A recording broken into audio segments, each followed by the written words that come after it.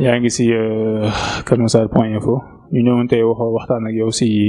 domaine bi nga nekk muy métier assurance mën nga ñu expliquer un peu la wax ñu defal ñu benn briefing si assurance la mooy assurance en fait. Bon maa ngi lay remercier bu baax monsieur Ma di remercier madame Sène ak waa Kër Massar info donc si le fait que ngeen choisir ma pour ma wax ci thème bu am solo bi et que mu nekk loo xamante dafa soxal population bi vu que oto yu bëri ñi ngi daw moto yeeg te loolu moom soo ko tuddee rek mun loo sa ñàkk tudd assurance te mën naa ne population yi yëpp ñi ngi yëg ci oto yi ñi ngi yëg ci moto yi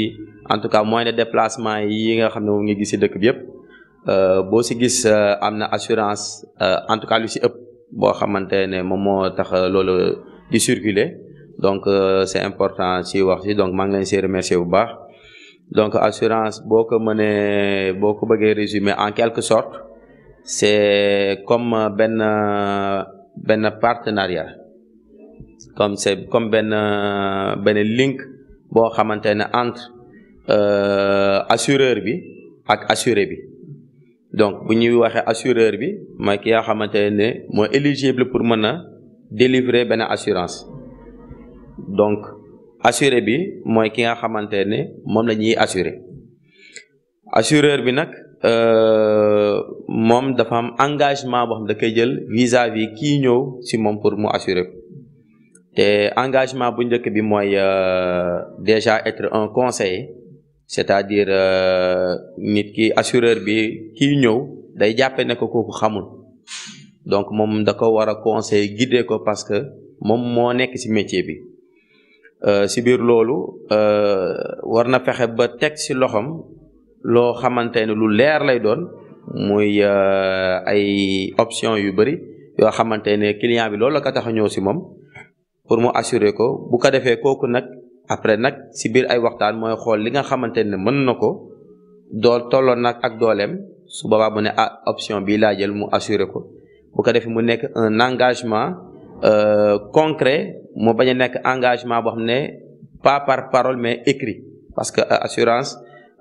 c'est un contrat écrit donc du loo xam ne damay ñëw rek ne dama bëgg a assurer nga ne assurer naa la nga dem donc il faut que mu am lu koy matérialiser muy un papier sous forme de contrat loolu mooy lii gën a légal ak bon ay attestation ak yooyu bu dee yenn branche assurance comme automobile ak yooyu donc contrat boobu suñuy lire contexte condition particulières yeeg yëpp ak li nga xam ne moom la ñuy couvrir assuré bi ak assuré bi tamit engagement yi nga xamante ne selon code CIMA moom code CIMA conférence interafricaine des marchés d'assurance la nga xam ne moom mooy moo ëmb lépp lu jëm ci mbirum assurance lu jëm ci zone Afrique bi ñu nekk donc su boobaa à la fin ci contrat bi dafa am foo xamante dañu fay bind assureur ak assuré ñu war a signer donc bu assureur bi signer rek assuré bi signer rek il y a un engagement des deux parties donc engagement boobu nag lenn moo ci am mooy assurance comme dafa bëri ay branches assurance dafa bëri ay branches donc branche yi nga xamante ne ñaar yi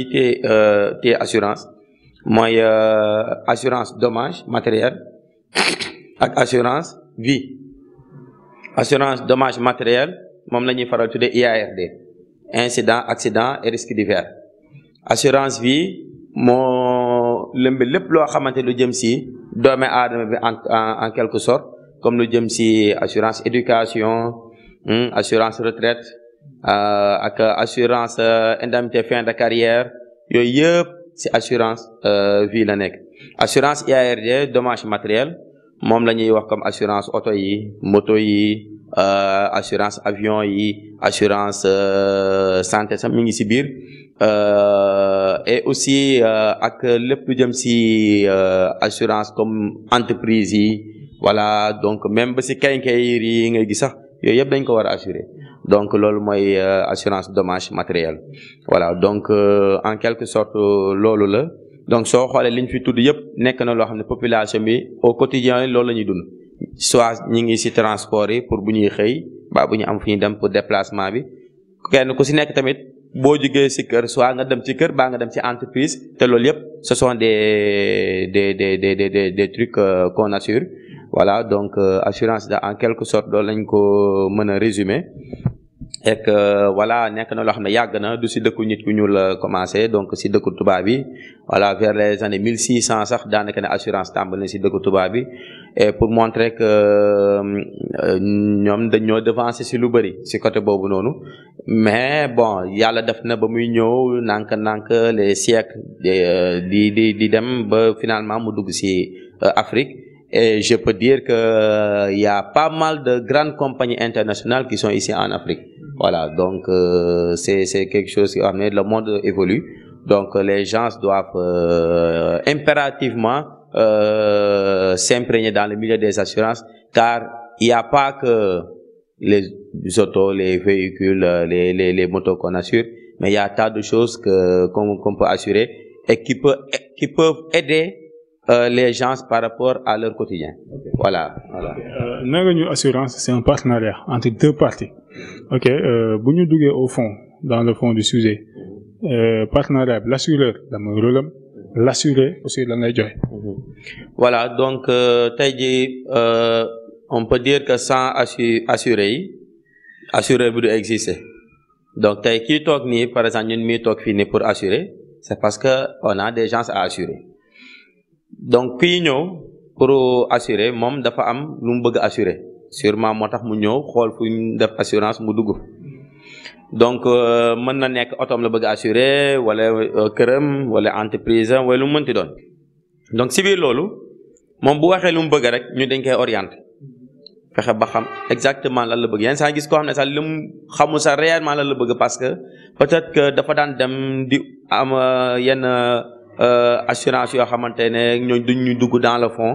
donc bon da daan faral di fay ni pour assurance nii rek mais réellement li mu bëgg sax daanu ko woon am alors là bon nous par exemple ce que nous faisons nit ki bu ñëw dañuy jéem a xam déjà kii lan la soxla besoin am lan la alors si biir besoin bi dañ koy aider pour que mu am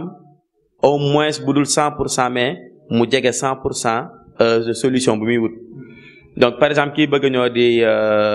assurer un exemple en otom donc kooku mën naa ne bu ñëwee dinañ ko laaj ay papier oto yi parce que nit kenn du ko assurer te yorul papier voilà parce que tey ji loolu c'est un peu être malfrat parce que nit ki mën na sàcc oto ñoo ne da koy assurer donc ak yeneen donc nit koy assurer il faut que nga téye kayit boo xamante sur la base de cela nga koy assurer donc te loolu yëpp que ça soit code ciment ou direction des assurances dañoo teg ay chartes yu leer yoo xam ne compagnie yëpp dañ ko war a appliquer donc pour cela bu dee nit ki ñoo ne pour assurer yow mi assureur bi soo demee ba décliner besoin meeg yëpp da nga koy defaral benn proposition ou bien benn défi ne ko par rapport li nga bëgg yëpp de lii la lay coûter moom mu jël temps am lire ko wala nga expliquer ko ba mu comprendre su demee ba comprendre alors là moom mooy xool bu dee mën na ko mu ne bon je prends bu dee mën na ko mu ne est-ce que amul beneen option boo xam ne peut-être c'est moins cher alors là après discussion boo demee ba nga xamante ne trouver ngeen benn solution entente alors là nga defara ko contrat bi les deux parties yéen ngeen signé donc yow assureur bi da nga jël engagement assurer ko contre des aléas des risques à venir moom en contrepartie day fay benn prime benn prime lay fay boo xamante ne selon moom li mu choisir comme option prime bi si loolu lay dépendre ak garantie et tout cela ak risques yi aussi parce qu'en assurance il y a beaucoup de risques là souvent le gars nit mën na fay léegi 10 000 francs pour assurance 1 mois mu indi la problème mu 2 millions parce que mbëkk na benn oto boo xam ne da ko dugg carrément ba oto bi yëpp yàqu léegi nag ñun mi nga xam ne ñoo ko assuré ñun ñoo war a réparer dégâts yooyu noonu comme moom moo tooñ alors que fekk 10 000 francs la fay ñun ñu fay ci presque ay 2 millions alors ça ce sont des choses yoo xam ne day faral di am c'est dans le métier c'est pas que les assureurs gagnent sur les gens du fait que voilà parfois da ngay dégg nit ñoo ne la mën naa da ngay fay dafa 1 an doo am accident voilà nga ñàkk sa xaalis noonu mais yenn saa ñi dafa nit 1 mois ñàkk xaalis bu toll ay weer. Voilà, donc c'est quelque chose boo xam ne c'est imprévisible quoi, voilà. léegi mën nga ñu wax yan type d'assurance nga am ak au Sénégal ici yan assurance la ñu gën a primé quoi, la ñu gën a privilégié au Sénégal. Voilà, donc assurance yi bëri na comme ni nga ko wax, donc dommages matériels yi et assurance vie, donc il y a plusieurs je peux dire ça parfois sax si biir branche d'assurance yi day am ay yeneen produits yoo xamante ne selon les compagnies dañ koy créer. Par exemple yenn saa yi nga gis dégg daf assurance chauffeur, waaw yenn saa yi nga gis ñu créer lo pour des chauffeurs de taxi, alors que soo xoolee ba si biir c'est juste ay noms yu ñuy créer la, mais dañu jël benn branche si branche d'assurance yi, si type d'assurance yi créer ci benn genre de produit. Donc ça dépend des compagnies. Et pour cela moo tax bon yiñ ci gën a remarqué nag surtout fii au Sénégal, assurance automobile ñu bëri ñoom boo nee assurance rek oto la ñuy xalaat ou bien ay moto. Bon peut-être que nag c'est le fait que foofu la ñu toll sur une situation, et aussi du fait que les gens ne sont pas assez bien informés si yenn produits d'assurance yi, donc ñoom pour ñoom seen lépp ça se résume qu'au véhicule. Et même pour les véhicules, il y a beaucoup d'automobilistes yoo xamante ne mooy chauffeurs yu bëri ñoo xamante ne lu tax ñu koy jël c'est parce que dañuy bañ policiers yi jàpp leen. Donc ça veut dire que ñoom xamuñu réellement njëriñu assurance. Et parfois il faut que mu am sa benn problème am comme par exemple kenn assuré wu ñu yàqal ko, ñu mbëkk otom wala mu mbëkk oto jàmbur, mu wër na ne que lii nii en temps normal moo ko waran fayal boppam xaalis. Mais comme am na assurance bi fayal ko loolu, alors là dina xam njëriñu assurance. Mais peut-être bu dee nag am na benn mésaventure, maanaam benn ndogal boo xam ne mu assuré peut-être foo xamante ne bon kooku peut-être sérieux bi ci war dafu ko, mu am accident te teguñu ko ci norme yi, alors là mën na topp ba sonn pour jot assurance du ci jot, et finalement moom mooy mujjee jël xaalisam di ko def. Donc kooku noonu duñ ko mën a sip ci benn côté nekk maanaam lu tax maanaam assurance bi gëmu ko, parce que tout simplement loolu ko dal noonu day jàpp ne assurance yëpp a yem, que da ngay fay sa xaalis mais boo amee accident wala bu problème amee kenn du la lijjanti. Alors là c'est quelque chose boo xam ne nag certes am na y a des clients yoo xam ne dañuy dund loolu, te loolu su amee c'est parce que marché assurance tamit dafa yaatu, donc am na si ñoo xamante ne peut-être duñ ko teg ci yoon. Donc loolu moom peut-être am na ñoo xam ne loolu mooy seen compétence. justement bëri na ay compléments ci côté boobu quoi, bëri ñi nga xamante ne dañ naan dañuy dugal seen assurance, mais bu ñu amee ay dommages duñ leen couvrir, ñu bëri sax dañuy dem ba dañuy mujj xaaj di bàyyi comme ça quoi. lan moo waral lenteur de procédure yooyu wala lan moo waral quoi ak yooyu noonu ci métier bi. waaw loolu li koy faral di indi c'est souvent am na. Bon, on est en Afrique, am na si lu si bëri loo xamante ne souvent dañuy faral naan nit ku ñuul du respecter liggéeyam. Respecter liggéey ça veut pas dire de xëy heure wàcc heure rek, mais sa liggéey nga jox ko ak yelef ba nga xamante ne ki ngay liggéeyal ba ki nga xamante ne client la kooku da nga koy teg si norme yu baax ba li nga ko wax yépp loolu lay teg bëtam. Côté boobu na sax tubaab yi parfois ñooñu ci gën a rigoureux, parce que fii mën nañ jàpp nekk les plus grandes compagnies yu nekk fii au Sénégal ay compagnie tubaab la xamante ne du ce sont pas des compagnies sénégalaises, te pourtant nag mooy compagnie yoo xamante ne ñoom ñooy gën a mën a fay sinistre. Ñoom sax la yenn contrat yu mag yi foofu lañ leen di yóbbu. Donc peut-être que ñi nga xamante ne ñoo nekk ci société bi comme base société bi comme bon base société entre guillemets maam mooy ñi nga xam ne peut-être xamuñu yenn type d'assurance yi ci comme ci banlieue bi fii nga xam ne ay oto rek la ñuy assurer ak ay moto, ñooñu dañuy seet assurance bu yomb. te am na ci ñenn ci compagnie ñuy def complicité boobu ñoo xamante ne dañuy ñëw di liggéey ak ay courtier yoo xam ne dañuy jaay ay tarif, dañuy def tarification yu anormal, c'est-à-dire assurance par exemple un mois nga jaay ko 5000 4000 francs, c'est pas sérieux 4000 francs 5000 francs nga jaay ko nit assurance un mois, xam nga ne kooku bu amee accident kenn du ko fay, parce que assurance dafa am ay taxes, TVA yaa ngi si taxe d'enregistrement yaa ngi si coût d'acte yaa ngi si loolu rek soo ko xoolee ëpp na 5000 francs donc léegi nag kon client bi yan garantie nga ko dafa donc le client n'a aucune garantie bu dee RC responsabilité civile bi sax ëpp na 5000 francs donc il y a des coûts tordus yoo xamante ne certains assureurs entre guillemets sax ñooñu mën a tuddee assureur parce que ça c'est du complément du malfrat dañ koy def te c'est pour cela que beaucoup de clients courent beaucoup de dangers du fait que da ngay dem ne assurance bële da yomb na nga dem assurer sa auto accident am mais bu dee am nga accident ku bëri histoire te ku xam yoon mais di nga am sérieux problème parce que compagnie bi la assuré moom peut-être que fi nga jaar courtier bi nga jaar noonu assuré fa la mu def sax yëgu ko donc procédure bi ça risque d'être long te finalement sax yow yaay obligé jël sa xaalis defar sa auto bopp donc nag pour loolu noonu il faut que peut-être direction des assurances ñooy gën ci veiller parce que tout simplement ñun par exemple ici à Keur Massar am na ñu bari ñoo xamante ne xamuñu woon ne sax ay assurance su kër am ak ay assurance su école bon buñ ko xamee c'est juste parce que élève bu war a def examen donc la ñuy foog ne moo war a am assurance alors que élève bu si nekk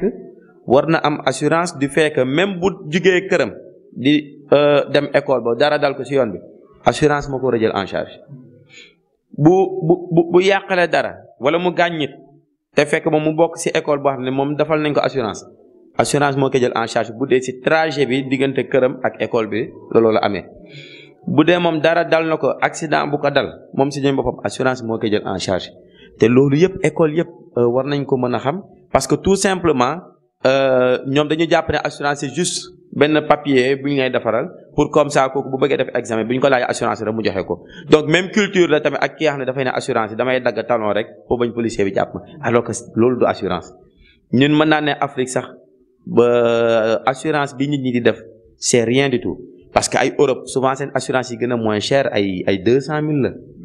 200 000 300 000 mais fii assurance 5 000 francs là ça pose problème parce que am na client boo xam ne peut-être boo ko bëggee fayloo 18 000 sax mu commencé ñàkk te moom nee na assurance la bëgg donc ça dina ko xamul assurance parce que su xamee assurance dina xam ne que assurance dafa am lu mu lay couvrir dafa am lu mu lay sàmm pour ëllëg tey bu la dara dalee comme par exemple nga nekk sa biir oto ay nit nekk ci sa papa sa yaay say tante nekk ci ñaan ñu ko yàlla nga am choc léegi tey jii ni mu am ñu ci damb te mu wóor na ne que frais médicaux yi rek war na ëpp 1 million mais kon yow bu dee yow da ngaa leb 50 000 francs pour maanaam def sa essence wala sa gasoil foo jëlee 1 million booy fajal sa papa ak sa yaay alors que bu dee am nga assurance mais assurance day jël en charge les gens qui sont dans le véhicule bu dee l'assuré a pris la garantie personne transportée ñi nekk ci biir oto bi en cas de décès assurance da leen di jël en charge selon un capital bien défini en cas de blessure dafa leen di jël en charge selon un capital bien défini en cas d'infirmité permanente dafa am un capital boo xam ne assurance da koy jël en charge donc loolu noonu bu dee yow assurance 5000 francs nga ko bëgg a am wax dëgg ci yàlla nag loolu moom mënuloo cee am li nga bëgg donc il faut que ñun assureurs yi qu'on soit aussi franc avec les clients parce que peut-être que client bi sax am na xaalis bu mën a fay assurance mais xamul da nga koy expliquer ñun fii ça nous arrive parfois client boo xamante ne assurance dañuy nangam rek nga expliquer ko ay garantie mais day naan yi xaw ma koon mais que yi yàgg na am yéen lu tax du ngeen ko communiquer day gis bu naran fay 20 000 francs pour assurance mu fay ay 60 000 wala 80 000 donc sont des gens ici à Keur Massar il y a même des clients qui payent jusqu'à presque 900 000 francs assurance chaque année en automobile ici ñoo xamante ñun ñoo leen di assurer donc ce sont des choses yoo xamante ne bon les gens peut-être ne sont pas bien informés te comme li ñuy wax par exemple en assurance santé je donne cet exemple assurance santé c'est très important société yëpp dañ ko war a jël parce que tey jii nii soo nekk ci benn entreprise ñi assuré nga bokk ci ñi ñu jël en charge ci assurance santé bi yow say doom ak say jabar sax ak ñoom ñëpp ci la ñuy bokk ci assurance dañ leen di jël en charge te ci biir assurance bi selon couverture bi nga xam ne moom lañ leen defal ci assurance santé bi tey même sa jabar buy accoucher sax dañ koy jël en charge soit 90%, soit 80%, soit 70%, ça dépend ci couverture bi mais peut-être sénégalais moom au lieu que mu fay assurance santé boobu préféré na bu jabaram bi demee ba toll si diggante boobu day dem daal di fëgg day dem fëgg si buntu kër ku nekk ne sama jabar de instant bi nga hôpital ñu téye mënumaa jënd garab bi mënumaa fay pour lu koy génne loo ci hôpital bi donc yow tu déranges tout le monde pour la xam ne boo amoon assurance santé alors da ngay sañse sa sañse toog de ñaan yàlla yor sa kurus di xaar sa soxna si mu wasin si jàmm ak salaam te doo ci fay lu bëri parce que bu doon par exemple 500 000 francs nga waroon fay li nga ci fay du ma sax 100 000 francs alors que soo amul assurance bi da ngay obligé di leb xaalis donc culture boobu il faut que ñu koy dépasser il faut que maanaam nit ñi di chercher les informations et aussi di dem si fa ñu war a assurer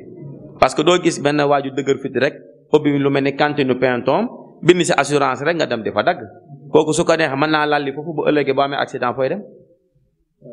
ce sont des choses que aussi les gens il faut qu'ils soient informés de cela aussi. Ban message ngay lancer les clients nga xam te ñoo nekk ñoo bëgg ñu assurer leen pour que ñu mën a éviter les soi-disant courtiers wala les assureurs yi nga xamante ne ay wéeru lañ quoi. waaw donc loolu li ma leen ci insister rek bon parce que comme que aussi on est un professionnel donc du ñu bëgg di dénigrer benn assureur ou bien benn compagnie wala ça moom ça fait même pas partie de notre déontologie mais ce qu'on peut dire mooy clients yi il faut que ñu dem aller vers ñuy gëstu parce que nit sax booy wut terrain wala dara di ko bëgg a tabax di nga fexe ba gëstu fan laa mën a tabax foo xamante ne sama kër naa ko tabax te duma ci am benn problème kon boo jël sa xaalis tamit ngay assurer dara sa xaalis da nga ko dénkaane mayuloo ko assureur bi parce que tey bu problème amee assureur bi dafa war a réagir donc si biir loolu il faut que ñu prudent bañ di fu ñu gis assurance rek ñu dem assurer fa et il faut que aussi ñuy faral di assurer foo xamante ne kooku au moins bu koy assurer bu assurance am di waaj a jeex wala bu amee dara lu soppeeku da koy woo parce que am na ñoo xamante dañuy daw rek bu dee comme assurance oto dañuy daw rek ba si yàgg rek police jàppale fekk seen assurance jeex na kenn woowu leen loolu tamit faute assureur yi la nit booy assurer da nga ko war di ko toujours di ko rappeler ñun parfois 1 mois avant sax dañ lay rappeler pour wax la ne la carrément sa assurance bi nangam léegi mu jeex donc je peux dire que en quelque sorte am na benn partie boo xam ne ñun assureurs ñoo si war a jouer un rôle important aller vers la population di leen informer et aussi loolu état bi aussi war na see jàpp parce que am na si solution yu bëri yu assurance mën a créer loo xam ne tey jii nii état bi su demee ba population adopté ko rek am na solution yu bëri yoo xamante dina mën a am ci population bi loo xamante ne c'est très important donc bon si biir loolu man damay aussi lancer un message aux assureurs comme fii Kër Massar laa nekk tey yàlla def na ma nekk le président du collectif des assureurs de Kër Massar Coassure donc di lancer sama mbokk assureurs yëpp les inquiétudes des clients seen jaaxle ak seen lépp ñu taxawlu leen et aussi gën a am si ñoom yërmande parce que nit ki yor na oto peut-être yor na xaalisam bu muy fay mais problème yenn saa yi ndogal dina ko dal foo xamante ne moom sax day jaaxle soo gisee da nga koy yërëm donc kooku da nga koy fexe ba assurer ko loo xam ne ëllëg bu ndogal boobu amee nga mën ko taxawlu ba jaaxle boobu mën a teggeeku c'est important parce que liggéey bi aussi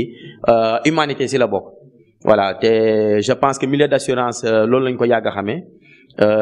même ñun mi entre nous les assureurs c'est comme une seule famille voilà donc dañuy on discute de tout et de rien démb rek moo si mujj démb mon père ça fait 1 an hier depuis bi mu décédé ma koy rendre hommage bu baax Ousmane Samb donc tey moo ma ñaanal métier bi moo ma ko ñaanal ne ma di nga dem ba nekk sa kilifa bopp ci mbirum assurance bi te ba mu koy wax mi ngi dund ba ñuy ubbi fii tamit moo fi ñaan fekkee na ko waaw démb la doon def 1 an et si biir loolu aussi maa ngi remercier bu baax fi ma nekk muy Alliance la compagnie Alliance maa ngi koy remercier bu baax et à travers la directrice générale qui m'a appelé hier très tôt à 8 heures elle m'a appelé pour me dire qu'aujourd'hui c'est l'anniversaire de ton père et voilà j'étais en train de penser à toi wax ju daw yaram man mi sama jëmi bopp sax fa laa jaaree xamatuma lu may wax parce que tellement que yëg-yëg dafa am solo voilà elle l'a fait et bi mu ko defee tout le monde a suivi ñi si des ñëpp les gens m'ont appelé, les gens m'ont soutenu